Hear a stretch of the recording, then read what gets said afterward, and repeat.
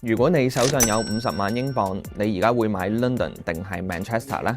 你睇完今日嘅新聞之後呢，可能開始猶豫啦。因為新嘅英國首相 Andy Burnham 並唔係倫敦政圈出身，而係做咗近10年嘅大曼徹斯特市長。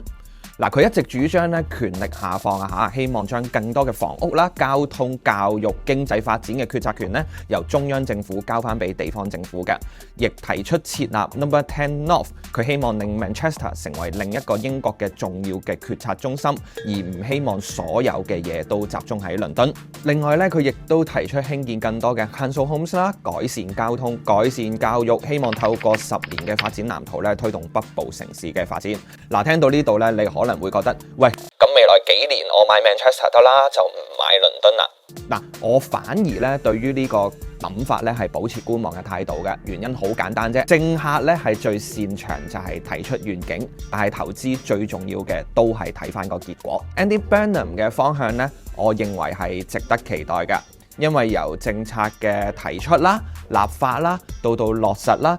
真正改變到一個城市嘅經濟咧，往往係需要好多年嘅，甚至乎有啲政策咧，到根本咧最後都係完全唔能夠實現出嚟。如果大家有留意英國嘅政治咧，其實每一屆政府上台咧，都會提出好多好宏大嘅計劃，但係真正能夠完成落實嘅，其實少之又少。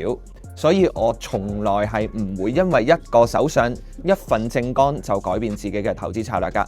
Manchester 未來有冇機會跑得更快呢？咁當然有啦。值唔值得留意呢？當然值得啦。但係如果因為咁樣就認定倫敦係會失勢嘅話呢，我認為係言之尚早㗎。好多人嘅投資咧都喜歡買將會發生嘅股仔啊嚇，但係咧我嘅建議係應該買緊正在發生嘅趨勢。倫敦今日擁有全球金融中心啦、科技企業、高薪就業、國際人才源源不絕嘅海外資金，呢啲都唔係一份政綱能夠改變嘅現實。真正成熟嘅投資者咧，買嘅唔係政客嘅承諾啊，而係市場交出嘅成績表。唔好因為一位首相就急住改變自己嘅投資方向先。真正值得跟隨嘅，從來都唔係政客嘅口號，而係人口、企業、資金到底最後會流去邊個方向。投資唔應該跟政客嘅演講，而係要跟市場交出嘅成績表。